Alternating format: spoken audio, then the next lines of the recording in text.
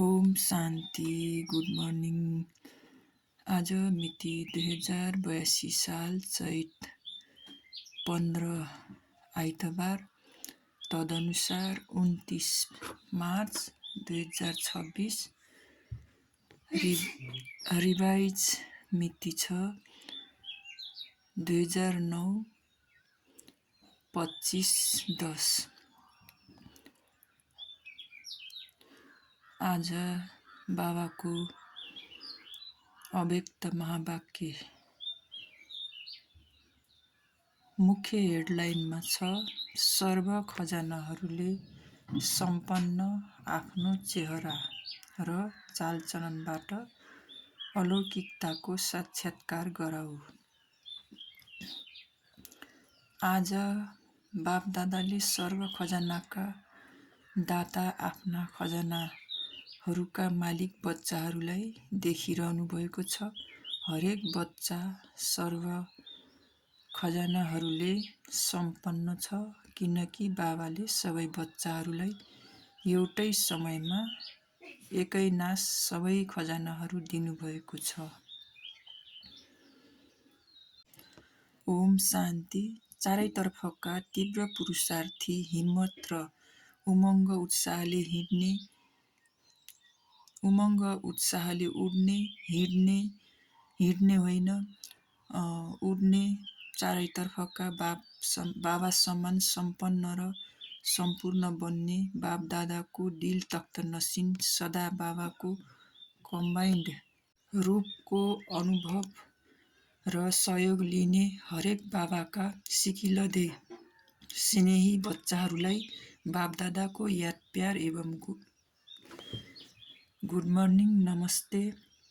हामी रुहानी बच्चाहरूको रुहानी बाप दादालाई याद प्यार एवं गुड मर्निङ, नमस्ते बाबा, नमस्ते, शुक्रिया बाबा। वरदान। आफ्नो श्रेष्ठ वृत्तिद्वारा शुद्ध वायुमण्डल बनाउने सदा शक्तिशाली आत्मा भव। आफ्नो श्रेष्ठ वृत्तिद्वारा शुद्ध वायुमण्डल बनाउने सदा शक्तिशाली आत्मा भव। स्पष्टीकरणमा छ, जो सदा आफ्नो श्रेष्ठ वृत्तिमा स्थित रहन्छन् उनीहरू कुनै पनि वायुमण्डल भाइब्रेसनमा डगमगाउन सक्दैनन्। वृत्तिबाट नै वायुमण्डल बन्छ। यदि तिम्रो वृत्ति श्रेष्ठ छ भने वायुमण्डल शुद्ध बन्नेछ। कतिले वर्णन गर्छन्, के गरौँ, वायुमण्डल नै यस्तो छ।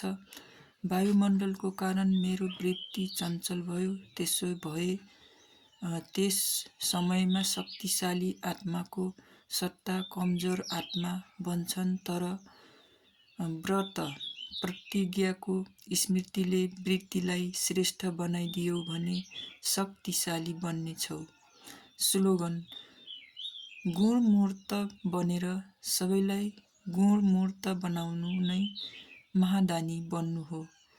अव्यक्त इशारा। निश्चयको फाउन्डेसनलाई मजबुत बनाएर सदा निर्भय र निश्चिन्त हो। आपसमा एक अर्काप्रति सच्चा स्नेह भयो भने स्नेही आत्माप्रति कहिल्यै आशंका गरिँदैन। उनीहरूको स्नेहको बोली साधारण भए पनि फिल हुँदैन। उनीहरूको सामान्य बोली पनि यस्तो लाग्छ, यिनले अवश्य कुनै मतलबले भनेका होलान्। बेमतलब व्यर्थ लाग्दैन। जहाँ स्नेह हुन्छ त्यहाँ विश्वास अवश्य हुन्छ।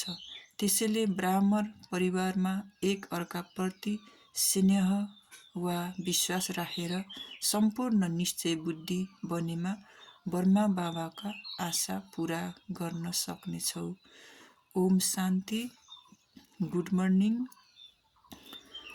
हजुरहरूको दिन शुभ रहोस्, मङ्गलमय रहोस्। ओम शान्ति।